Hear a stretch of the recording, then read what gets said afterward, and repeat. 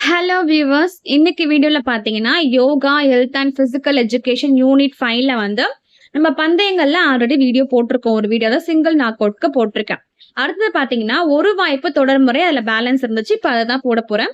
So ஒரு வாய்ப்பு தொடர்முறைனா என்ன ஃபர்ஸ்ட் நம்ம தெரிஞ்சுக்கணும் இல்லையா? அதோட பொருள் பாத்துருங்க. எல்லா குழுக்களுக்கும் ஒன்றுக்கு ஒன்று என ஒரு முறை மட்டும் போட்டியிடுவதையே தொடர் வாய்ப்பு பந்தயம் என்கிறோம். இப்பந்தயத்தில் நடக்கும் போட்டி ஆட்டங்களின் எண்ணிக்கையை கணக்கிடும் சூத்திரம் என்னன்னு பாத்தீங்கன்னா n×n-1/2 தான். ஓகேங்களா? இப்போ எக்ஸாம்பிளுக்கு 7 குழுக்கள் இருக்காங்க அப்படின்னா, அதாவது 7 குரூப் ஓகேங்களா? சோ இருக்காங்கன்னா அப்ப அந்த ஃபார்ம்ல என்னன்னா அந்த ஸ்மால் எண்ணுக்கு வந்து நம்ம 7 சப்ஸ்டிட் பண்ணுவீங்க. அப்போ 7×7-1/2. சோ இதை நீங்க சால்வ் பண்ணீங்கன்னா உங்களுக்கு 21 வரும். ஓகேங்களா? அப்போ போட்டி ஆட்டங்களின் மொத்த எண்ணிக்கை பாத்தீங்கன்னா 21. இப்போ போட்டி ஆட்டங்களில் சுற்றுகளை கணக்கிடணும் இல்லையா? சோ அதுக்கான ஃபார்முலா பாத்தீங்கன்னா இரட்டைப்படை எண்கள், அதாவது 10, 12, 14 அந்த மாதிரி இருந்துச்சு அப்படின்னா அதோட ஃபார்முலா வந்து N-1. சோ நல்லா கவனிச்சுக்கோங்க. ஃபர்ஸ்ட் போட்டி ஆட்டங்களை கணக்கிடுறதுக்கு வந்து ஸ்மால் என் யூஸ் பண்ணிருக்கோம். இது சுற்றுகளை கணக்கிடுறதுக்கு நம்ம கேபிட்டல் என் யூஸ் பண்ணிருக்கோம். ஓகேவா? சோ N-1 சுற்றுகள் இருக்கும். அதுக்கு வந்து எக்ஸாம்பிள் பாத்தீங்கன்னா இப்ப 10 ஆட்கள் இருந்தாங்கன்னா அப்போ 10-1 நம்மளுக்கு 9 சுற்றுகள் நடக்கும். ஓகேவா? இதுவே ஒற்றைப்படை எண், அதாவது 5, 7, 9, 11 அந்த மாதிரி இருந்துச்சுன்னு வச்சுக்கோங்களேன். 9 இருந்ததுன்னா 9 சுற்றுகள் தான் நடக்க போகுது. இதுக்கு நோ ஃபார்ம்ல வெறும் கேபிட்டல் என் மட்டும்தான். ஓகே, இப்போ அடுத்தது பார்க்கலாம். இதோட முறைகள்லாம் என்னென்னு பாத்திரலாம். மொத்தம் 3 முறை தாங்க இருக்கு. ஃபர்ஸ்ட் ஒன்னு பாத்தீங்கன்னா சுழல் முறை, நெக்ஸ்ட் ஒன் பாத்தீங்கன்னா அட்டவணை அமைக்கும் முறை, தேர்ட் பாத்தீங்கன்னா படிக்கட்டு முறைன்னு இந்த 3 முறை தான் இருக்கு. சோ ஃபர்ஸ்ட் இருக்கிற சுழல் முறை பத்தி நம்ம பார்க்கலாம். இதுக்கு எப்படி நம்ம போட்டி நிரல் வந்து தயாரிக்கணும்னு பார்க்கலாம். சுழலும் முறைப்படி நிரல் தயாரிக்க வேண்டுமானால் பந்தயத்தில் பங்கு கொள்ளும் குழுக்களின் எண்ணிக்கை இரட்டைப்படையாக இருக்கும் பொழுது முதல் குழுவை நிலையாக வைத்துக் கொண்டு பந்தயத்தில் பங்கு கொள்ளும் குழுக்களின் எண்ணிக்கையை ஒற்றைப்படையாக இருக்கும் பொழுது நடுவகை நிலையை வைத்துக் கொண்டு ஏனைய குழுக்களை வலஞ்சொலியாக சுழற்ற வேண்டும். கண்டிப்பா இது உங்களுக்கு புரிஞ்சிருக்காது. சோ அந்த டேபிள் பார்க்கலாம். ஓகே, இதுல பாருங்க. இப்போ 6 அணிக்கான அட்டவணை வந்து இங்க கொடுத்திருக்காங்க. சோ இந்த அட்டவணை எப்படி போறாங்க தெரிஞ்சிச்சுன்னா உங்களுக்கு அந்த சுழல முறைனா என்ன உங்களுக்கு புரிஞ்சிடும். ஓகேவா? இப்போ போட்டி ஆட்டங்களின் எண்ணிக்கை நம்ம தெரிஞ்சுக்கணும் இல்லையா? நம்ம முன்னாடி படிச்ச ஃபார்முலா என்ன? n×n-1/2, small n×n-1/2. ஓகேங்களா? சோ இப்போ நம்மளுக்கு 6 அணிகள் அப்படின்னா, அது 6 குழுக்கள் அப்படின்னா நம்ம வந்து 6 வந்து எண்ணுக்கு பதிலா சப்ஸ்டிட் பண்ணிருக்காங்க. சோ போட்டோம்னா நம்மளுக்கு என்ன வருது? ஆன்சர் 15ன்னு வருது. இப்ப போட்டி ஆட்டங்களின் மொத்த எண்ணிக்கை வந்து நம்ம 15ன்னு தெரிஞ்சுக்கிட்டோம். அதே மாதிரி போட்டி ஆட்டங்களின் சுற்றுகள் நம்மளுக்கு தெரியணும் இல்லையா? சோ அதை இங்க போட்டிருக்காங்க பாருங்க. So N-1 = 6 - 1 = 5. ஓகேங்களா? ஏன்னா இது வந்து இரட்டைப்படை எண், அதை நம்ம என்ன பண்ணிருக்கோம்? N-1 ஃபார்முலா யூஸ் பண்ணிருக்கோம். இப்போ இந்த டேபிள் பாருங்க. முதல் சுற்று, சோ இத வந்து சுழல் முறையில போட சொல்லிருக்காங்க. இந்த ப்ரொசீஜர் கீழே படிச்சப்பதான் தெரியும் உங்களுக்கு. அணி 1 எப்பொழுதும் வலது பக்கத்தில் நிரந்தரமாக மேலே எழுத வேண்டும். இது வந்து ஃபார் ஆல் என்ன இது கொடுத்தாலும் ஓகேங்களா? அதாவது 8, 10 அந்த மாதிரி இரட்டைப்படை எண்கள்ல கொடுத்துருந்தாங்க அப்படின்னா அதுக்கு இதுதான் ப்ரொசீஜர். ஓகேங்களா? சோ என்ன பண்ணும்? 1 வந்து எப்பவுமே இந்த ரைட் சைட்ல இப்ப இந்த டேபிள்ல போடுறாங்க பாத்தீங்களா? 1 அப்படியே ஸ்டாண்டர்டா அந்த மாதிரி நீங்க போட்டுருணும். ஓகேவா? அடுத்து பின்பு சுழற்சி முறையில் எண்களை எழுதி இரு அணிகளாக ஜோடி சேர்க்க வேண்டும். ஒவ்வொரு சுழற்சிக்கும் எண் 1 தவிர மற்ற எண்களை கடிகார சுழற்சி முறையில் சுழற்ற வேண்டும். நல்லா பாத்துக்கோங்க. அந்த எண் 1 தவிர மத்த எல்லா எண்ணையும் கடிகார முறையில நம்ம வந்து சுழற்ற போறோம். ஓகேவா? அதாவது நம்ம வந்து ரிவர்ஸ்ல வந்து நம்ம சுழற்ற போறோம். ஓகே, சோ இப்போ இந்த அட்டவணை பாருங்க. நம்ம என்ன பண்ணிருக்காங்க? 1 வந்து நம்மளுக்கு ஸ்டாண்டர்டா இருக்கு. எல்லாத்துலயும் பாத்தீங்கன்னா இந்த 1 வந்து ஸ்டாண்டர்டா வச்சுட்டாங்க. கரெக்டா? சோ நெக்ஸ்ட் பாத்தீங்கன்னா மிச்சம் இருக்க நம்ம ரிவர்ஸ் எழுத போறோம். நமக்கு 6 அணிகள் இல்லையா? அதனால நம்ம வந்து 6ல இருந்து ஸ்டார்ட் பண்ணிருக்கோம். சோ 6, 5, 4, 3, 2 அப்படின்னு போட்டிருக்காங்க. ஓகேங்களா? சோ அடுத்த ரோல பாத்தீங்கன்னா நம்ம அப்படி மேல 6 எழுதிட்டோம். நம்ம என்ன பண்ணிருக்கோம்? ரிவர்ஸ்ல 5 ஃபர்ஸ்டா எழுத போறோம். அதுக்கப்புறம் என்ன பண்றோம்? 4, அது ரிவர்ஸ்ல 3, 2, 6, அதாவது 1 எழுத போறோம். நம்ம என்ன பண்ணிருக்கோம்? 6 போட்டிருக்கோம். அதே மாதிரி அடுத்த நம்பர் பாத்தீங்கன்னா 2ல இருந்து நம்ம ஸ்டார்ட் பண்ணிருக்கோம். ஏன்னா மேல 1 யூஸ் பண்ணிருக்கோம் இல்லைங்களா? அதனால அடுத்த நம்பர் நம்ம 2 தான் சூஸ் பண்ண முடியும். 2க்கு அப்புறம் நம்ம 1 போடக்கூடாது சொல்லியிருக்காங்க. அப்ப என்ன பண்ணுவோம்? நம்ம 6, 5, 4, 3ன்னு போட்டிருக்காங்க. சோ அடுத்த ரோல பாத்தீங்கன்னா 4ல இருந்து ஸ்டார்ட் பண்ணணும். ஓகேவா? அதுக்கப்புறம் அதை ரிவர்ஸ் எழுத போறோம். 4, 3, 2, அதுக்கப்புறம் 1 போடக்கூடாது. சோ 6, 5 போட்டிருக்காங்க.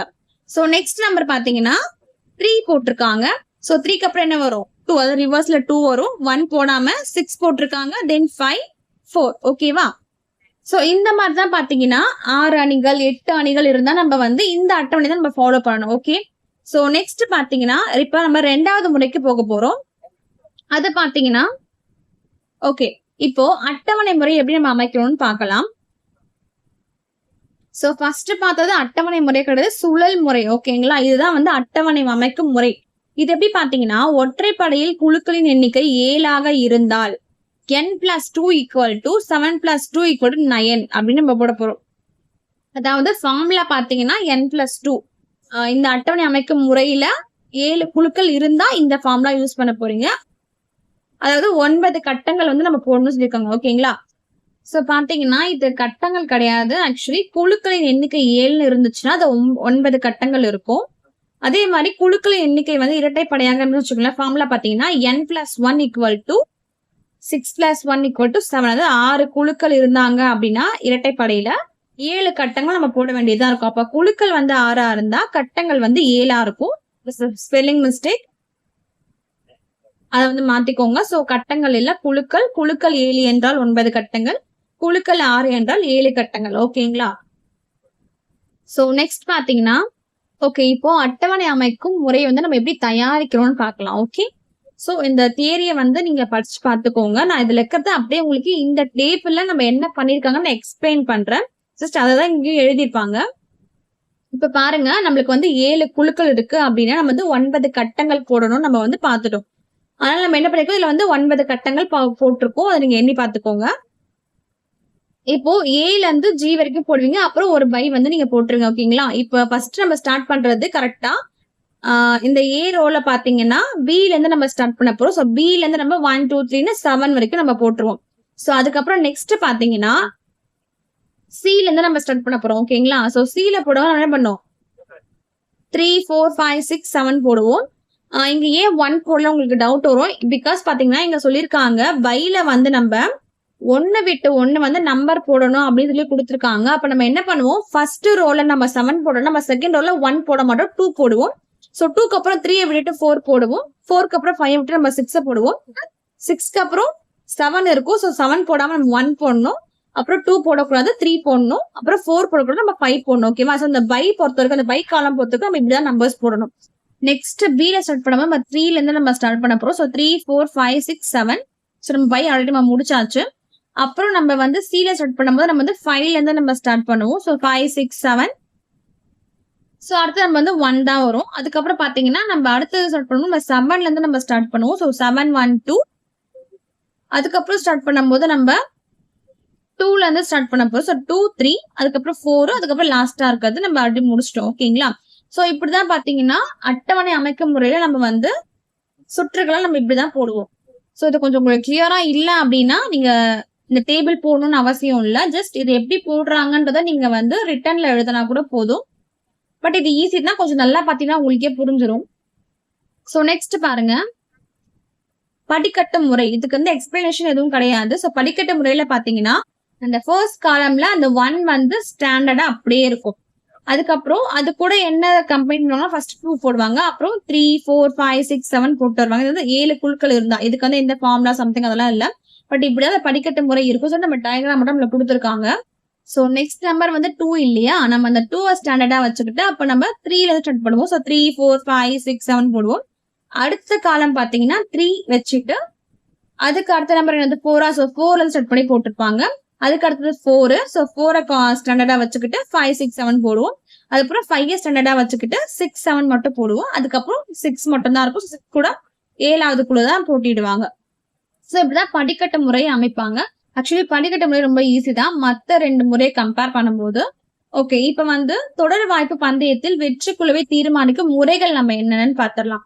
ஒரு போட்டி ஆட்டத்தில் வெற்றி பெற்றால் 2 வெற்றி எண்கள் அப்படின்னு சொல்லியிருக்காங்க. அதே மாதிரி ஒரு போட்டி ஆட்டத்தில் தோற்றுவிட்டால் 1 வெற்றி எண் சொல்லியிருக்காங்க. ஓகேவா? அதே மாதிரி ஒரு குழுவும் சமநிலை, அதாவது 2 பேருமே சமநிலை இருக்காங்கன்னா 1 வெற்றி எண் தான் சொல்லியிருக்காங்க. அதே மாதிரி போட்டி தொடரில் அதிக அளவிலான வெற்றி எண்களை பெறுகிற குழுவே வெற்றி பெற்றது என்று அறிவிக்க வேண்டும். ஓகேங்களா? சோ எத்தனை போட்டி நடக்குதோ அதுல எந்த குழு வந்து அதிகமா வெற்றி பெறாங்களோ அவங்கதான் வந்து வெற்றி பெற்றவங்க. அப்புறமா வெற்றி எண்கள் விகிதத்தில் 2 அல்லது அதற்கு மேற்பட்ட குழுக்கள் சமநிலையில் பெற்றிருந்தால் அந்த தடையை தீர்த்து வெற்றி குழு எதுவென்று தீர்மானிக்க கீழ்காணும் விதிமுறைகளை பயன்படுத்தலாம். சோ ஏதோ 2 குழு வந்து ஒரே மாதிரி வந்து போட்டி ஆட்டங்கள்ல வெற்றி அடைஞ்சிருக்காங்க அப்படின்னா சோ அதை நம்ம எப்படி வந்து தீர்க்கணும்ன்றத கீழே கொடுத்திருக்காங்க. சோ பாத்தீங்கன்னா சமநிலை பெற்ற 2 குழுக்களில் முதல் போட்டியின் போது ஒன்றை முதலில் வென்றுள்ள குழுவே வெற்றி குழுவென்று அமைக்கலாம். சோ 2 குழுக்கள் இருக்காங்கன்னா ஃபர்ஸ்ட் போட்டியே வந்து இப்ப அந்த ஏதோ ஒரு குழு வந்து முதல் போட்டியில அவங்க வெற்றி பெற்றிருக்காங்க அப்படின்னா அவங்கள வந்து நீங்க வெற்றியாளர்லாம் சூஸ் பண்ணிக்கலான்றாங்க. அப்புறமா அப்பொழுதும் வெற்றி தோல்வியும் அடைய முடியாத அளவில் சிக்கல் இருந்தால் சோ 2 பேருமே வந்து ஃபர்ஸ்ட் ஆட்டத்தை தோத்துருந்தாங்கன்னா அப்ப நம்ம என்ன பண்ணணும் சொல்லிருக்காங்க பாருங்க. எந்த குழு அதிகமான குழுக்களை வென்றிருக்கிறது என்பதை கண்டறிந்து முதலில் கொடுக்கலாம். சோ அது வந்து எந்த குழுக்கள் வந்து அதிகமா எதுல வென்றிருக்காங்கன்னு பார்த்து கொடுக்கலான்றாங்க. சோ அடுத்த பாயிண்ட் பாத்தீங்கன்னா மீண்டும் தீர்க்க முடியாதபடி சிக்கல் இருந்தால் எந்த குழு அந்த போட்டியிலும் அதிக வெற்றி எண்கள் பெற்றிருக்கின்றன அல்லது அதிக கோல்கள் போட்டிருக்கின்றன என்பதை கண்டறிந்து முடிவை எடுக்கலாம். சோ யார் அதிக கோல் போட்டிருக்காங்க இல்லைன்னா யார் அதிக வெற்றி எண்கள் எடுத்துக்காங்க இது ரெண்டுத்தையும் வச்சு நம்ம வந்து கொடுக்கலாம் அப்படின்றாங்க. சோ அடுத்ததா பாத்தீங்கன்னா தொடர் வாய்ப்பு பந்தயத்தில் உள்ள நிறைகளும் குறைகளும் என்னன்னு பாருங்க. போட்டியிடும் குழுவில் இருந்து உண்மையான திறமை வாய்ந்த வெற்றி குழுவை கண்டுபிடிக்க உதவுகிறது. அதிகமான எண்ணிக்கையில் போட்டி ஆட்டங்கள் நடைபெறுகின்றன. குழுக்களின் திறமையை வரிசைப்படுத்த இது உதவுகிறது. ஒரு வாய்ப்பு முறையில் நடப்பது போல ஒரு குழு ஆடி ஜெயித்து வருகிற வரையில் மற்ற குழுக்கள் வீணாக காத்து கொண்டிருக்க வேண்டிய அவசியம் இல்லை.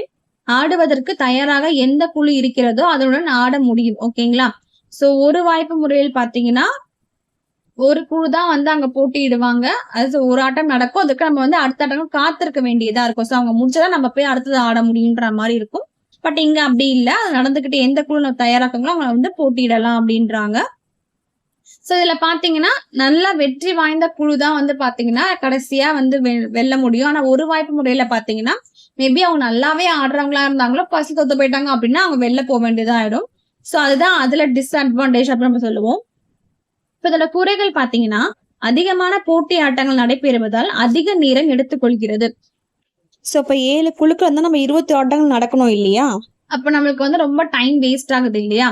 சோ அதனால வந்து டைம் வேஸ்ட்னு சொல்றாங்க. அடுத்தது வசதிகள் செய்து கொடுக்க வேண்டி இருப்பதால் பொருள் செலவும் அதிகம். ஏன்னா அவங்களுக்கு எல்லாம் நம்ம தங்குற வசதி, சாப்பிடுறது, சோ எல்லாமே நம்ம செஞ்சு கொடுக்கணும் அப்படின்னா நமக்கு வந்து பொருள் நிறைய செலவாகும். அடிக்கடி தோற்கின்ற குழு உற்சாகம் இழந்து போகிறது. போட்டியில் அதிக ஈடுபாடு கொள்வதும் அதனால் குறைகிறது. சோ ஒரு குழு ரிப்பீட்டா தோத்துக்கிட்டே இருக்காங்க அப்படின்னா கண்டிப்பா அவங்களுக்கு வந்து அந்த போட்டியில இன்ட்ரெஸ்ட் போயிடும். சோ இது நம்மளுக்கு ஆடணுமா அப்படின்ற மாதிரி அவங்களுக்குள்ளே ஒரு தாழ்வு மனப்பான்மை உருவாகிறதுக்கு இது வாய்ப்பா கூட இருக்கும் அப்படின்றாங்க. சோ அவ்வளவுதான் ஃப்ரெண்ட்ஸ் இந்த வீடியோ உங்களுக்கு பிடிச்சிருந்தா லைக் பண்ணுங்க, ஷேர் பண்ணுங்க, கமெண்ட் பண்ணுங்க. தேங்க்யூ.